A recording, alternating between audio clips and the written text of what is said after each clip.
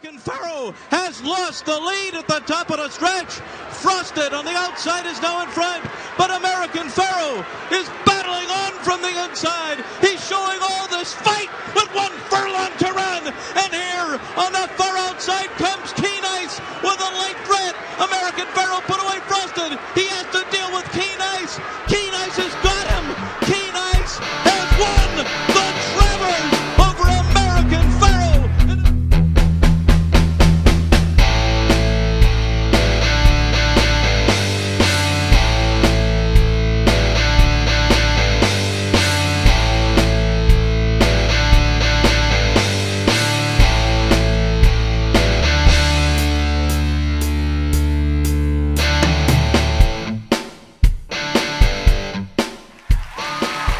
Bobby Shoemaker, Andrew Calvano. It's Tournament Talk on the Tournament Edge for Friday, August 26th. Andrew, it's good to be back with you, and I picked a good spot to come back off the layoff. It's Travers weekend, and you could argue, Andrew, that this Saturday's card with 6 Grade 1s is just as good as what we saw on Belmont Stakes Day.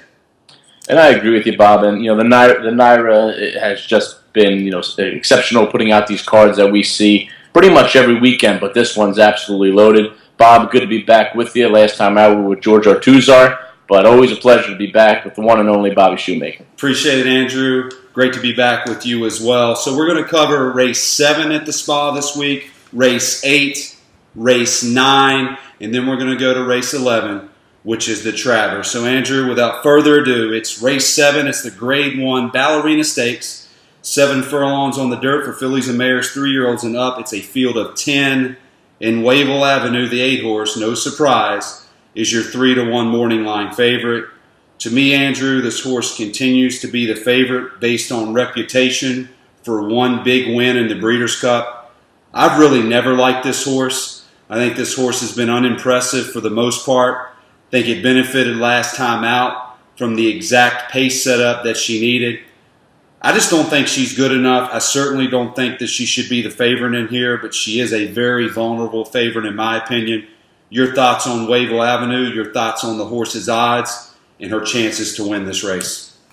Without a doubt. And, this one's been running some sharp races, but I agree with you, Bob. I think this horse has really been just looked at because of that Breeders' Cup race, in the past. And it took her 3 races to get her first win after that, and that was an overnight stakes race here at Saratoga. And, she does like the course here, and you get top connections, of course, with Chad Brown and Ira Ortiz.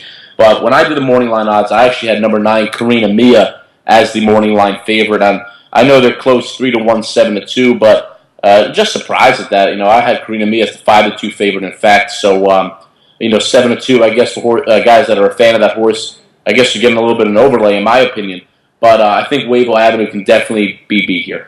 Karina Mia is much the horse to be. In that 7-2 morning line, you're never going to see that.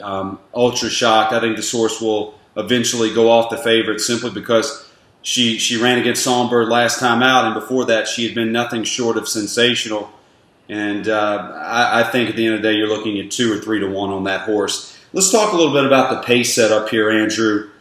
I don't see a lot of it in here, and I think it sets up for a horse like Paula's Silver Lining, the 3-horse at 4-1. The question is she good enough? Your thoughts on the pace, your thoughts on the 3.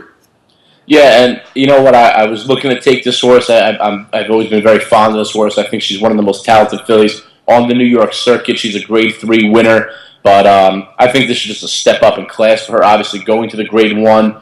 She does have a pace edge here. Obviously, she is one of the quickest in the bunch. And, you get Jose Ortiz and Michelle Nevin, who, although has not really been, kicking the jets here at Saratoga, that's always a jockey trainer team that you have to be afraid of. So I give her ultra respect and definitely going to include her in my tickets. But I want to look into a horse here, and that's number 7, Spelling Again. I really like this one. Was a Grade 2 winner in the Princess Rooney last time out at Gulfstream Park.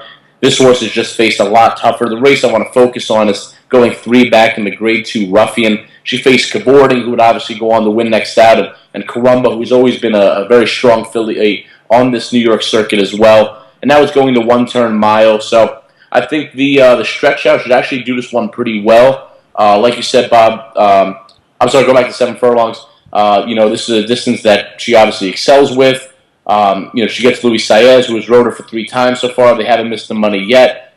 Like you said, the pace isn't really there. This one has good, strong early speed, but I actually see this one sitting right off, maybe challenging for the lead, a length or 2 off, nothing crazy here. But I think coming off a little bit of a layoff here, this horse has shown that she can run well fresh, and she had a good year last year. She's continued to do so this year, only missing the money once, and that was in the debut off a very long layoff. So Brad Cox has been spotting his horses very well. 8 starts, 2 wins, 3 seconds, 1/3. I just think a lot to go, has to say, with that one.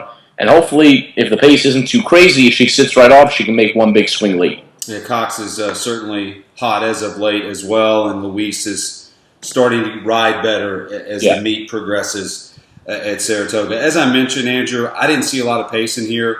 I think most of these horses have been at their best coming from off of it, such as Wavell Avenue, Karina Mia that we've already talked about as well. By the Moon, I thought, was another interesting horse. That last race was a bang-up race, and she gets Javier Castellano, who's the best jockey on the grounds.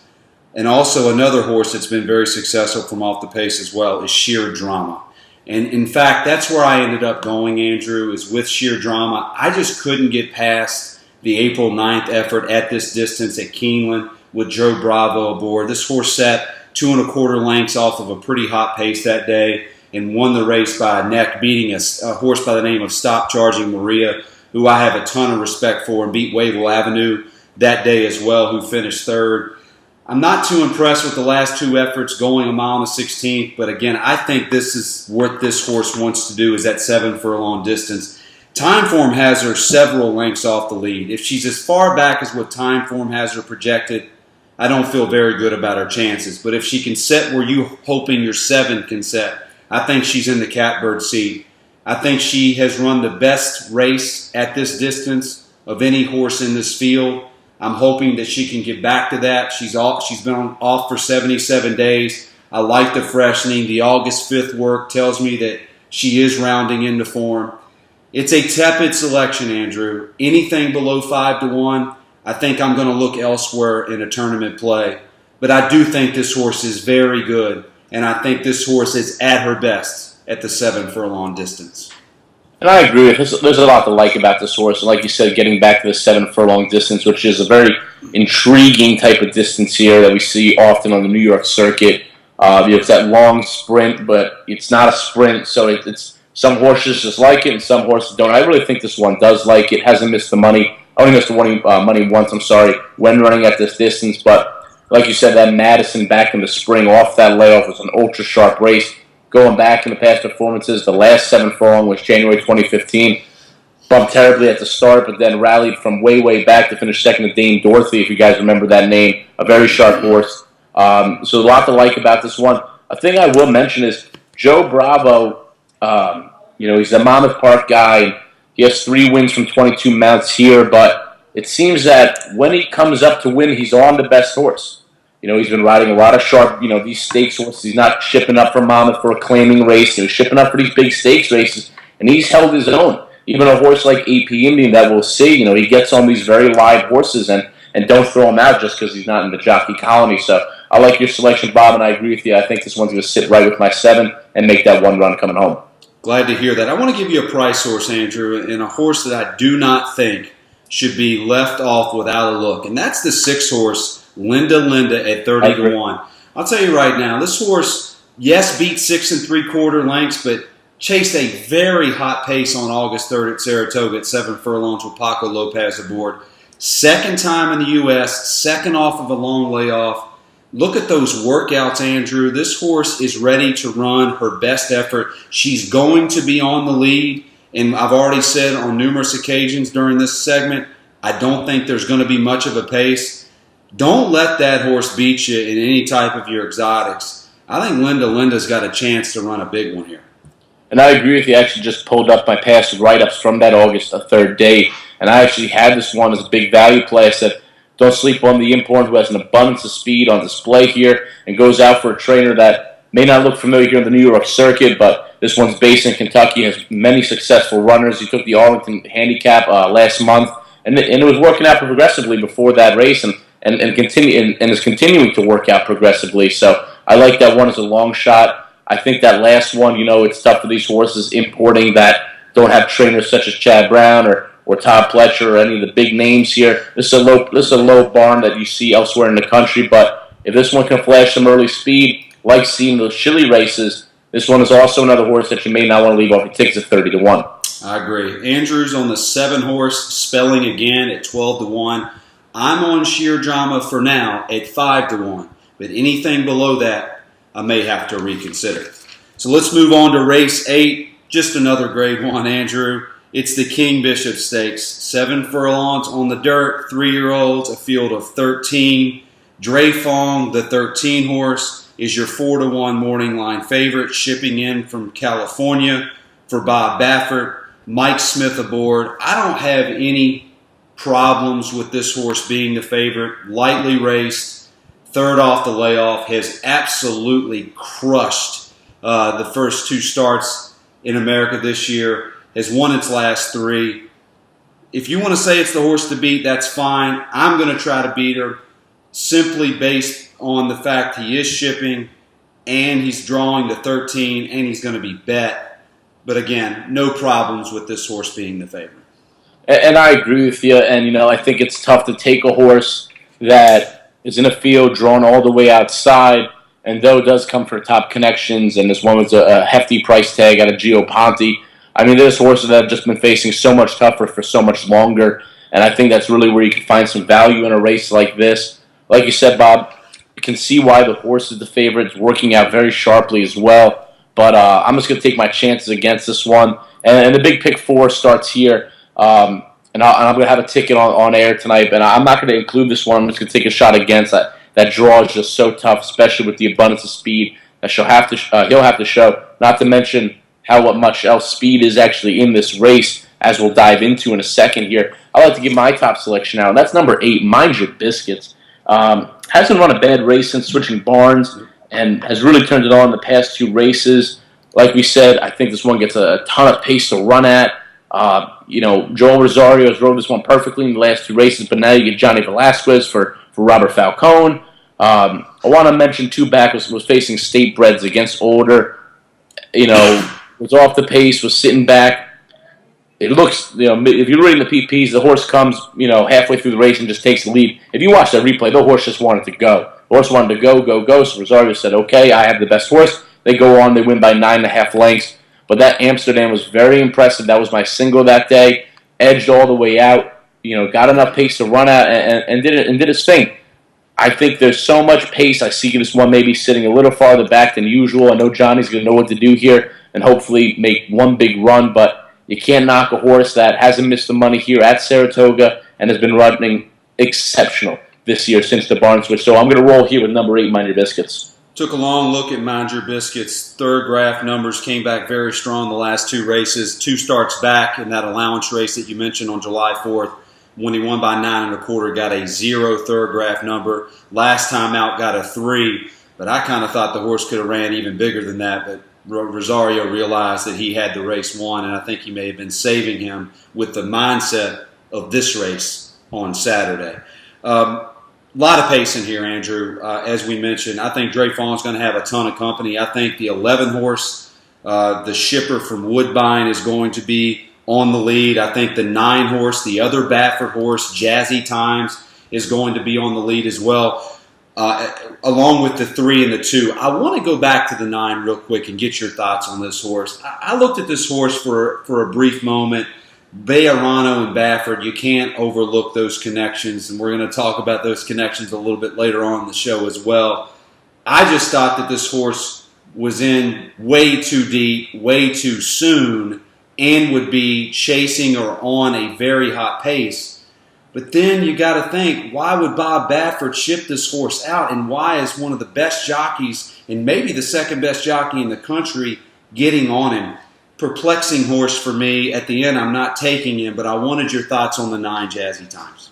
Yeah, and I was kind of confused. I really want to see the tactics of what the 2 Baffert horses are going to do, who have shown an abundance of speed in their recent races. I think this one is actually the better horse of the 2 Baffert horses. I think this one's more well-bred. beaten favorite as most Chad Brown horses. I'm sorry, Bob Baffert horses that do lose are beaten favorites in 2 starts going back to Santa Anita and Churchill Downs. But face some tough horses there, like R-rated Superstar, who winds up here.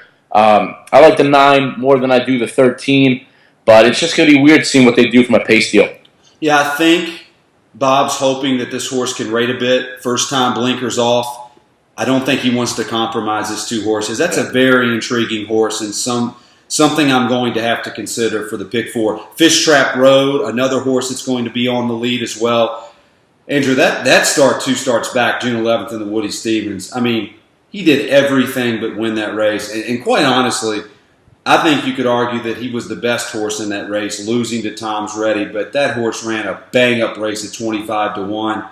And they're back against similar foes and a similar type pace setup. Your thoughts on Fish Trap Road's opportunity to win this race?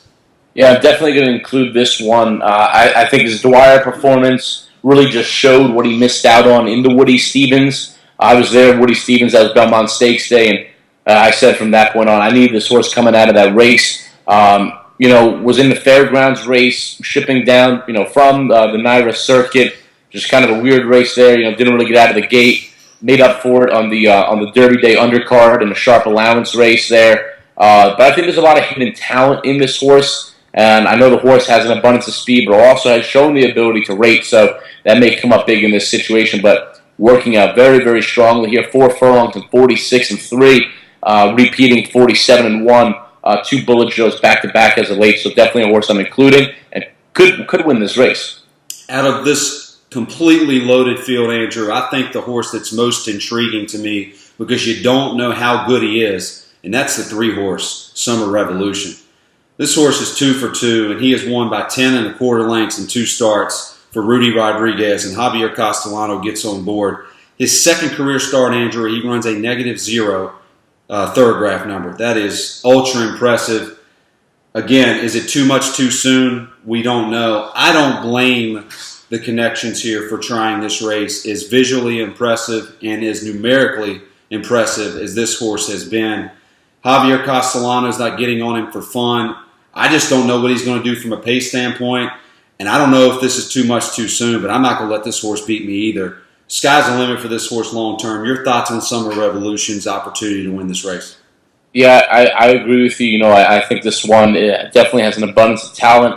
I kind of saw this one getting set up in the pace duel, and I'm gonna leave off my ticket. Maybe come Travers Day, I'll make. I'm obviously gonna punch a few other tickets. Maybe I'll revise and throw this one in, seeing how this one's betting the doubles and at the windows. But like you said, Bob, I think it's just a bit too much too soon. Similar to the horse on the outside, you have horses that are Grade 2, Grade 3 winners. Just been facing much tougher company that I think will get the upper hand on a horse like this, especially if sent out to the lead. So I'm not doubting the talent here. I think after this race, I would definitely want the horse going forward, because if this horse runs evenly with the field, I would imagine that is in a nice overnight stakes the next time out that he could win easily. So a horse I'm going to look forward to seeing future, but I'm going to try to beat this one today. Well, Andrew, I've said all the horses that I think are on the lead, and I think you could argue that the most talented horses will be forwardly placed, but I think at the end of the day, they run a huge risk of compromising each other. When you've got that many horses that on paper all want to do the same things, I think it sets up for something off the pace. And I landed on a horse at a very big price that I picked in the Woody Stevens that I thought ran a bang-up race from a wide post, and that's Star Hill, the 7-horse, at 20-1. This horse drew the 12 post that day, Andrew, and was wide all the way around the racetrack and got to within 1 length of the lead. And quite frankly, when they turned for home and Corey Lannery asked this horse, I thought he was going to win the race at 15-1. Flattened out to lose by 2 lengths, gets a much better post draw this time out, and I think gets a very, very similar pace setup. I like this horse at this price, going to be my tournament play, and I'm probably going to bet this horse through the window. This horse cannot be overlooked, and to me gets a jockey upgrade in Florent Giroux. If he runs back to June 11th, he's a big player. Your thoughts on Star Hill at 20-1? took a long look at this one. This one is going to be the price of my pick 4, definitely including this one. The Indiana Derby race, going 2 turns, I could see it, but I mean, ran into Cupid, who obviously, we can go all along the day talking about Cupid, but ran a very bang-up race there and just, did what he could behind that horse. I wrote about one of the horses at Belmont who ran in that race and came out to win. I can't remember the name, but I had a pretty good report on the player who finished second that race, who was very sharp going into that race from that Midwest circuit. So I think that Indiana Derby could come out to be a key race. We already see Cupid win. We've already seen a horse that's finished outside the money come back and do well. So I think getting back to the 7 furlong distance, if the pace is going to set up as crazy as we're seeing it, I think this is the best dead closer in the field. So you're seeing a similar pace, Bob. I'm seeing a very similar pace. So this one can weave in and out of traffic. Like you said, you get a huge jockey upgrade. This one's going to be a big player. And to start off the pick 4, which is going to get chalky with Flintshire in the mix, you can go ahead and you can add a horse like this at 20-1 and hope for that killer pace meltdown and score here. So Star Hill definitely be included. Your thoughts on Tom's Ready, the 12th horse at 12-1, another closer, Joel Rosario, Dallas Stewart, who won the Woody Stevens that we've spent so much time talking about. Your thoughts on this horse? Look, I guess I'll give you my thoughts. I'd rather have Star Hill, obviously, than Tom's Ready. Despite the fact Tom's Ready won the race, I think 2 horses ran better races than him. If this horse wins, I'm not in the pick 4. I'm not playing this horse. I'm leaving him out. Yeah, I'm actually going to include this one. I don't want any of these deep off the pace horses coming to get me late. A handicapping angle that I like to use is when these horses are running for the Triple Crown and then they're in these much bigger races. And we can go back to other shows where we bash this horse 100 times talking about how closers find trouble and all this and that regardless of pace situations. I like to see how they run after running for the Triple Crown, running toward it. I like to see how they do after. So it's good to see this horse getting back to a distance that I know he's comfortable at. Like I said, the Triple Crown races, it just skews so much in their past performances. And how can you judge 12 beating 17 lengths in the Kentucky Derby, but running 2 races behind Gunrunner. So I think there's a lot, if you just kind of weave in and out of those, you can kind of see who the real horse is. So I'm going to include today, hopefully we get started home, Bobby, for you, and it's a bigger price to the pick 4 because you know me, I'm a more horizontal wagering player than I am a tournament player. But nonetheless, I want to include just because I don't want to get caught late, but I think what Bobby should do from here on out is if you look past those Triple Crown races, I found that to be a very sharp handicapping angle if you can just kind of weave in and out of there. Doesn't work for every horse. There's horses that come out of that Triple Crown sequence and they can't win a race for their life. But I would like to see this one and see where they're going to go forward. Can't move on without talking about Mohaymen, who is very intriguing, to say the least, just because of how well his career started, the high expectations. Last time out, I understand that he stumbled out of the gate, Andrew, but that was just an awful race, and this looks like it is a desperation move for Karen McLaughlin. I don't like this horse. If he wins the race, so be it. Your thoughts on Mohaymen and his chances to run well in this spot? Yeah, I wrote down here in my notes, I said Mohaymen's a very sneaky horse here. For that reason, I'm going to have to include in the pick 4. I think that the 7 furlong distance is a wake-up call. They didn't go to the Travers. They specifically went to this race. There's got to be a reason for that. Another situation where you look at the horse running up to all these Triple Crown races, did it take too much out of the horse? Where can this horse go forward? It's hard to judge based off the last race off the layoff, which was eliminated from the start of the race. So it's tough to see, but I'm going to want to include this one, hoping that he just wakes up here. Okay, so Andrew, your top selection is the 8 Mind Your Biscuits at 15-1. My top selection is the 7 Star Hill at 20-1. Who are the horses that you're going to include in this leg of the pick 4? Okay, so first leg to get out, we're going to use the 1 Economic Model, number 2 Fish Track Road, number 5 Bird Song at a big price, Mohaymen the 6, number 7 Star Hill, Number 8, Mind Your Biscuits. And number 12, Tom's Ready. Yeah, Economic Model, another intriguing play for Chad Brown, Irad Ortiz, and what is going to be a fantastic King's Bishop. So moving on to race 9, Andrew, it's the Grade 1 4-go, 7 furlongs on the dirt, 3-year-olds and up, field of 12, AP Indian, the 11 horse is your 5-2 morning line favorite. Look, Andrew, I don't need to continuously tell you how I feel about this horse. I mean, has he exceeded my expectations? Absolutely. Has he won 2 races in a row that I picked against him in both? Absolutely. Do I think he's better than Marking? No. And do I think Marking is the best horse in this race and should be the favorite? Yes. So at the end of the day, I think the 12 horse is the best horse. I think he's the horse to beat. I think at the end of the day, he'll be the favorite and should be the favorite. But I'm not going to bet either one of them because of their post draw and their low odds. Your thoughts on AP Indian, your thoughts on Marking, and who do you think's the better of the two? Yeah, for me, it's tough to tell the better of the two, and here's my reasoning on that. Marking is obviously the better horse, has more upside, has proven more, although has not won many races. The races that this horse hasn't won were either A, overseas, or B, behind Run Happy and behind Frosted. I think the horse realistically should have won the Belmont Sprint last out. I think you know that as well, Bob, because you were on him that day. The thing with AP Indian is this one is in career form right now. So how do you knock a horse like that, and how do you knock a horse like Marking? Tough to do. I'm going to include them both, but from a tournament perspective, I got to go out there and find a price, and I landed on a pretty intriguing horse here, and that's number 8, Star Walking Dude. Got enough pace last time out in the tail of the cat after bobbling hard at the start. And, with that being said, I expect this one to be a little closer here. 2 for 2 at Saratoga. If we look back 3 races before that tail of the cat race, runs in the 3 muddy races, some of them pinned on the inside. Granted, albeit this one has won on from the inside before, but it was just a very wet rail that day. So, this one gets drawn outside today. If we look at that tail of the cat, it should never been 8-1. Was actually, I thought, the horse to beat in that race. And another, like I mentioned before, Joe Bravo comes up to ride these sneaky mounts, and he wins big races up there. Today he gets Irad Ortiz. That's huge. That's incredible. Always teams up well with David Jacobson. I see this horse sitting second shelf, running down the pace. I think this one has a lot of talent. If you exclude those 3 muddy races, you go back to when this horse was in top form.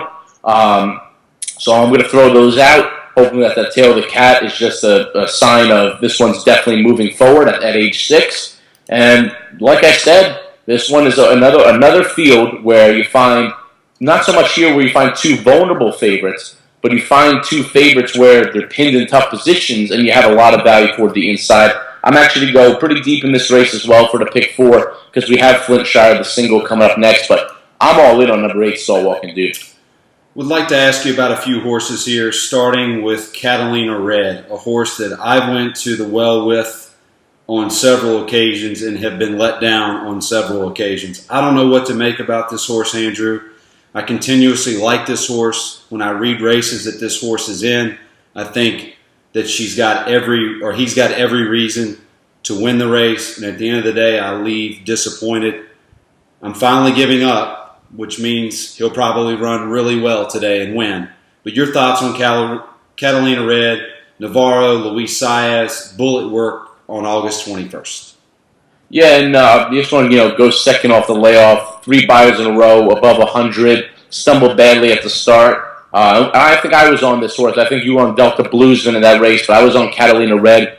And disappointing that day as well, but I'll give this one another shot in the pick 4. Like I said, I kind of have some room here with a single coming up next. But this one has to find form from the last year or so because the 3 races that this one has shown so far, the 2 in the Navarro barn haven't been too impressive. So this one's going to have to wake up today, but I'm not going to exclude this one, knowing I know the raw ability of this horse. Yeah, and I completely understand. And what I was saying, I'm just not going to put in my exotics. At this point. Yeah. Let him be it. So Chief Lion's a horse, the 2 horse that I wanted to talk to you about that I really wanted to pull the trigger on. I think from a pace standpoint, with all the speed that this horse has previously shown, especially recently, and with the 2-hole, the other Jacobson runner, this horse is going to have every chance to wire this field. But my problem is has had its way at 6 furlongs 2 consecutive starts, and both times has come up disappointingly short. So if he can't get 6,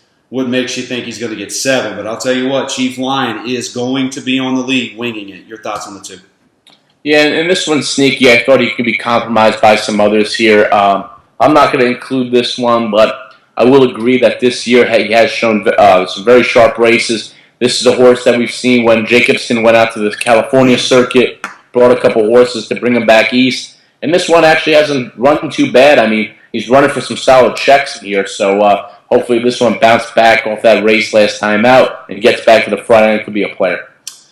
Well, Andrew, you're on the 8, stall walking dude, and so am I. And for a lot of the similar reasons that you mentioned, last time out, the first time he had a dry track since March 21st, and he absolutely crushed it in that race. He bobbled the break. He went 5 wide. He still won by a length and a half.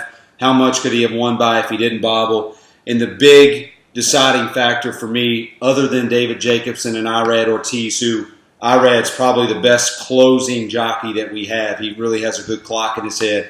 He got a -3 on the Thorograph in a race that I think really sets up for him. So I'm gambling on the 11-horse AP Indian having to break and rush to the lead or close to the lead from that 11, chasing that hot pace that will be set by the 2-horse Chief Lion, and marking maybe getting a wide trip, and the 8-horse can save all the ground or make that one run as they turn for home and win the race at a price. But, Andrew, make no mistake about it here. I'm a firm believer in this. If Marking gets a better ride and gets a better trip, and he's certainly getting a jockey upgrade in Joel Rosario, then he'll win this race. But I just couldn't take Marking at that low of a number at that post draw. So I'll go with stall walk and do the 8 because I find that he brings better value to the table. Yeah, and I agree with you here, and I think we land on a pretty solid horse here. The pace should set up just well enough for us here. We get back to a fast track. Addition of Irad Ortiz, what more could we ask for? And with the 2 favorites outside that could be beatable from a pace perspective here, I think we're on the right one. So give us your pick 4 play in this leg. Yeah, so moving on from the pick 4 from last race, we're going to include number 1, Catalina Red, number 3, Limousine Liberal, number 5, Anchored Down, number 8, Stall Walking Dude, and then the 2 favorites on the outside, AP Indian and Marking. So 6 deep in this race. So we're going to skip race 10 because it's the Flintshire show, and I'm assuming that you're singling Flintshire in race 10. Yeah. Okay. So now let's move on to the big one. It's Saratoga race 11. It's the Grade 1 Travers Stakes. It's 1.25 miles on the dirt for 3-year-olds. It's a field of 14, Andrew. And no surprise, Exaggerator the 7 is your 3-1 morning line favorite. Another horse that has certainly exceeded my expectations. Yes, he's taken advantage of a sloppy surface each and every time he's been on it.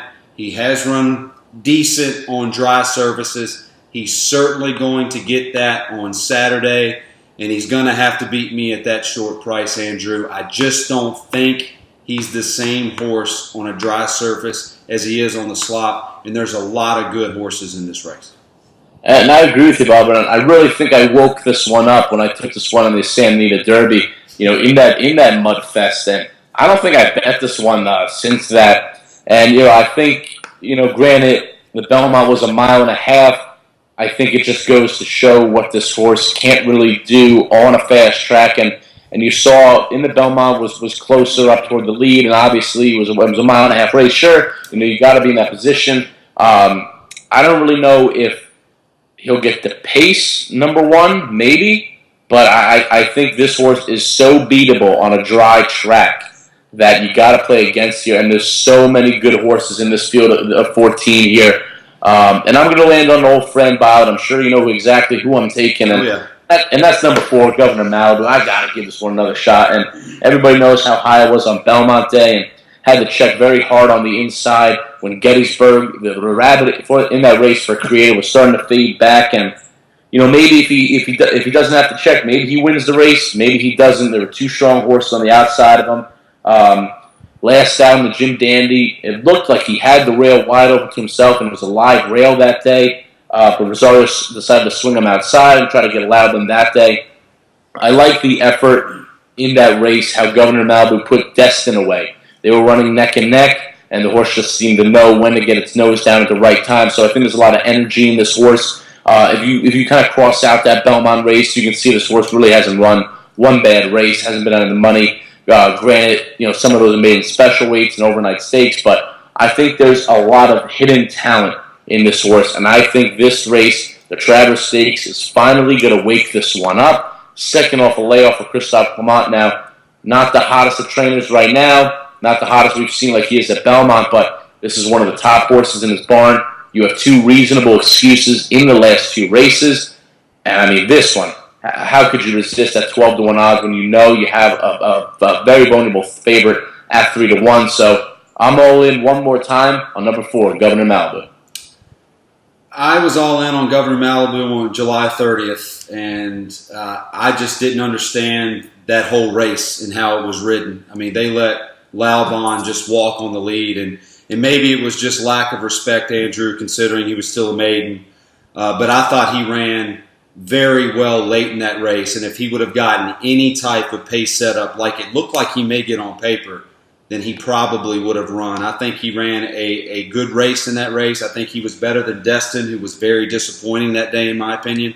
So I don't have a problem with your selection. Wanted to talk about some of these horses in this field because it is a very intriguing field to say the least. And let's start on the very outside here, and let's go to Gun Runner, the 14 horse for Steve Asmussen, Giroux aboard, 10-1 morning line.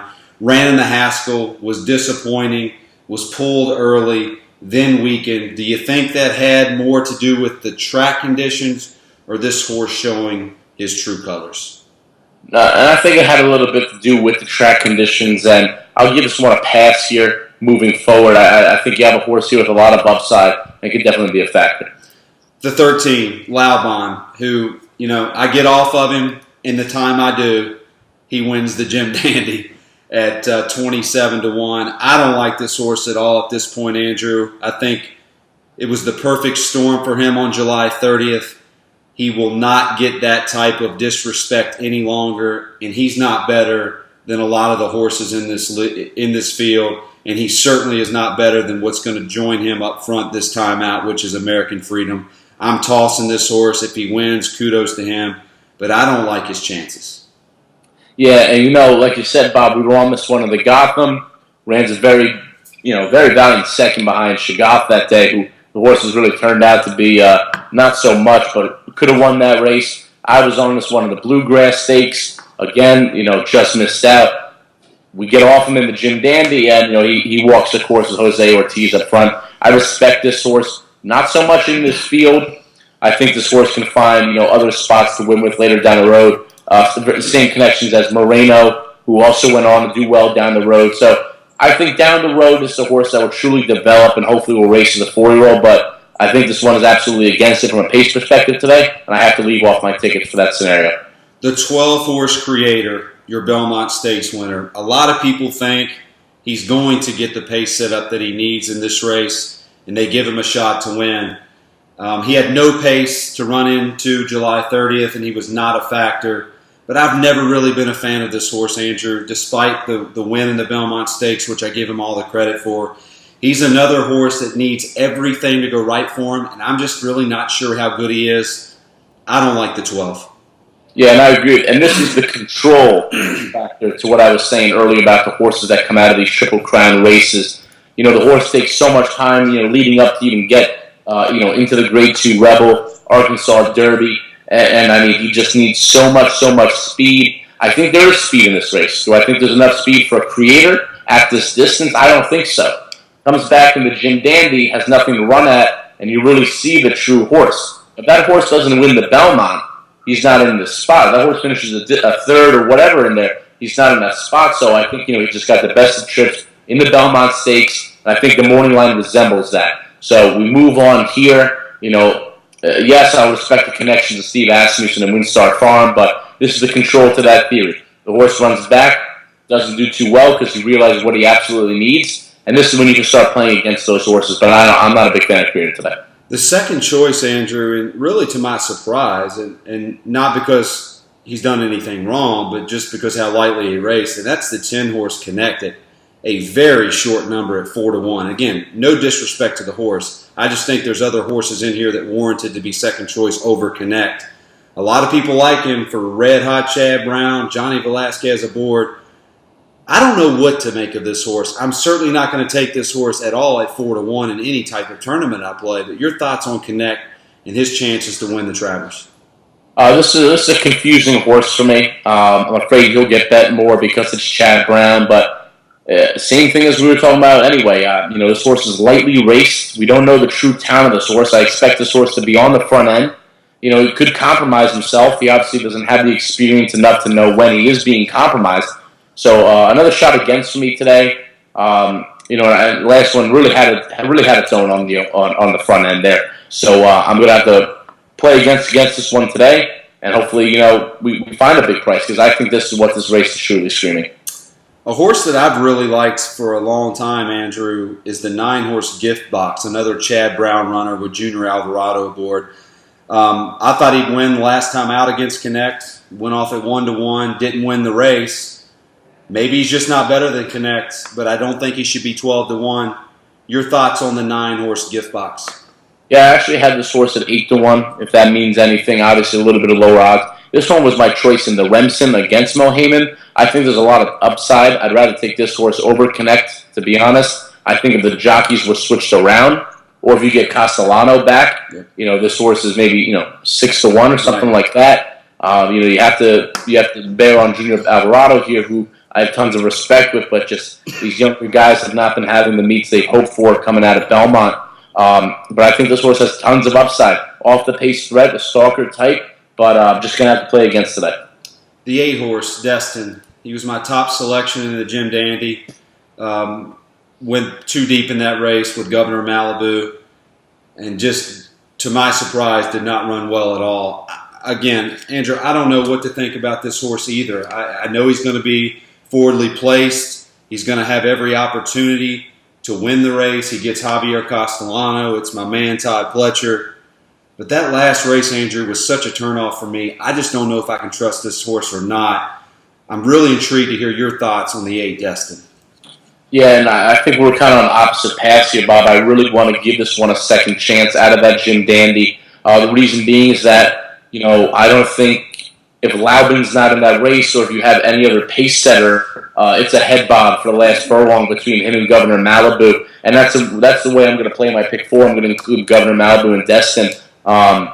So I think this one was leading up, to the Kentucky Derby, was all sights on the target. We spoke about this horse being a threat at Saratoga. I want to give this one a second chance off the layoff. Obviously won the Belmont Stakes until the last step of the race. So it's tough to judge. I feel 100% coming out of that Jim Dandy. But I've seen the Todd Pletcher move. I've seen horses improve. When they come to Saratoga and they stretch into this late stretch into Belmont. So I'm going to give this one more chance before the Breeders' Cup, and hopefully this one gets a good stalking trip. One more horse I wanted to talk about before I give you my top selection, Andrew, and that's another Bob Baffert runner, and he ships a lot of horses for this day, hoping to have a big one. And that's the 1-horse Arrogant, Mike Smith aboard, a horse that's done nothing wrong. He's 3 for 4, has won at similar distances, a little bit shorter, but what I'm saying is he's won at 2 turns and been visually impressive in doing so. He ran a 1:17 time form U.S. speed figure last time out. Just before that, a 1:19. Another Bob Baffert horse that I don't think he'd ship out here unless he thought could be some sort of player. I don't know what to think about this horse, but I'm not going to let him beat me in my pick 4s. Your thoughts on the 1 Arrogant?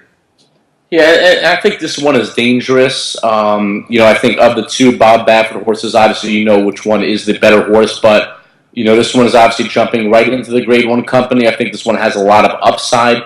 Bob Baffert's always been very unlucky with the post draws, in these big types of races, and he just didn't luck out here at all. Obviously, it's good for this one's speed, but it's going to be a quick draw, and this one really has to get out of there. A lot of upside, like I said, 3 wins in a row when going long, so And another thing I'm looking at, Bob, that Los Al race, the debut race, finishes third. We talk all the time on the show how those Los Al races aren't even credible, when these horses come out back to Santa Anita. So I'm tossing that one out. Obviously, this horse has won 3 in a row from that point, beating pretty good fields. So I think this horse, moving forward, will excel depending on where he goes on the East Coast or the West Coast. But I have to exclude here for budget purposes. But I think moving forward, this one just may need this race. I will take this horse out of this race any day of the week. My top selection, Andrew, is American Freedom the 2, the other Bob Baffert runner with Rafael Bejarano aboard. I did everything I could to try and beat this horse because on paper, Andrew, it looks like he and Laubon run a huge risk of running each other into submission and setting it up for something like Governor Malibu from off the pace. But, Andrew, this horse is very, very good. And Bob Baffert is a Hall of Fame trainer who some could argue is the best trainer in the country. And he has been talking about this horse before this horse even began to run. And any time that Bob Baffert puts a horse in a graded 3 stakes race after just beating maidens and then rushing him back after his grade 3 stakes race 14 days later to run in another stakes race across the country in which he won, it tells you that Bob has a lot of talent. The deciding factor for me in this race, other than it's Rafael Bejarano and Bob Baffert, is taking the blinkers off. This is what it tells me. Drawing the 2-hole, Andrew, they're going to get out of the gate clean and save all the ground and let Laubon go and do whatever he wants to do, and they're going to rate just off the 13 and not let him set easy fractions but not get carried away either. And when they turn for home, I think this horse is going to be let loose, and I'm not sure what can catch him. I think this horse has got a ton of ability. And again, I went in here with the mindset of trying to beat him, and I just couldn't do it. I think this horse is very, very good. I think this horse has a very bright future with one of the best jockeys and maybe the best trainer in the country. American Freedom at 6-1. American Freedom at maybe 5-1. Anything below that, I can't take him, and then I'm going to jump ship on your horse. But make no mistake about it, I think the most talented horse in this race is the 2, American Freedom. And I understand, Bob. And like I said in my pick 4, I'm going Governor Malibu and Destin. If I could add one more horse, it would 100% be this horse. It wouldn't be connected. It wouldn't be exaggerated. It would be American Freedom. So maybe if I'm playing a much bigger ticket and I go softer elsewhere, I'm definitely going to include this one. I had this one in the Haskell Invitational last time out. Another race where, does all the dirty work, runs a very sharp race, and is caught in the last furlong because the horse just loves to slop. Coming out of that, I love that race. The Iowa Derby was a very strong race, as well as the Sir Barton on the Preakness undercard. When we were on Sharp Azteca, going back on the Pat Dave Mile, this one was being heavily bet. I believe this one was an 8-1 morning line, if I recall. And you and I called each other, and we were very confused about this horse, but we said, you know what? Let it roll with Sharp Azteca. And, it's just another one of those horses like we talk about where Bob Baffert's putting up in the grade 3 company just to get him experience. But ever since that, this horse has been rock and rolling. So, at 6-1, Bob, you're getting an incredible deal with this one. I would take this one over exaggerated 10 times if they race 10 times. No doubt about it. If you think this horse is going to stalk and now sit back, do you think Eric gets in here to be a rabbit? I think that could be a possibility, but the problem is, and you talked about this with the unlucky post draws, that they're side by side. Yeah. And with American Freedom speed, I don't think Bob wants him to be compromised. And for me, I would tell Mike Smith to lay back on Arrogant and set middle of the pack. Do not send both runners out at the same time because you run a risk of them maybe compromising each other, leaving the gate. I wouldn't risk that, Andrew. I think you're on the best horse, or I think you got the best horse in this race. So set forwardly placed and see what happens. And again, blinkers off is the key for me, Andrew, and that's what I wanted to ask you. Is that Bob's intention, in your opinion, at this point? I mean, the blinkers have been on this horse since the word go. He's been a speed horse since the word go. You've talked to me about him before. You brought him up to me on May 21st and told me he was going to go wire to wire, and he did so. Now they take blinkers off. Doesn't that tell you that they plan on rating off of the speed allowed by? 100%, and that's actually very good to see in this race, where you're going to see some other speed from the outside horses. I think this one really wants to settle down. I think there's a lot of raw talent in this horse. So if American Freedom, appreciates the blinkers off and is just able to settle down, and not dislike the kickback too much. I mean, you just have a horse with so much raw talent. And Bob, like I said, if I didn't already create this ticket, American Freedom would be next on my ticket. But this is the one I fear the most. In my opinion, this is the horse to beat. So, I mean, the blinkers off. Obviously, Bob Baffert knows what he's doing. I mean, if he's training this horse to rate, then he's training the horse to rate. Simple as that. So, I really wouldn't be too concerned, and I would know this one is not going to be a dead closer, not going to be a closer. This one's going to stalk, maybe sit second shelf, and make one run. 5 furlongs and 58, 5 furlongs and 59, back-to-back works. This horse is locked and loaded. So give us your top selection and then give us an overview of your pick 4.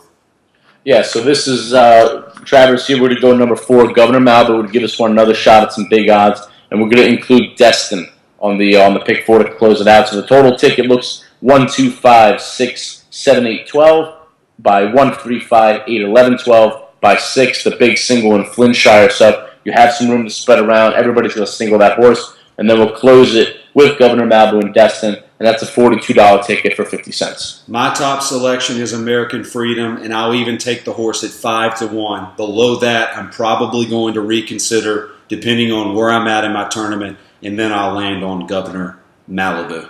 So that'll do it for this edition of Tournament Talk on the Tournament Edge. As always, Adrian, I hope we found you a lot of winners. And until next time, for Andrew Calvano, I'm Bobby Shoemaker. Good luck, guys.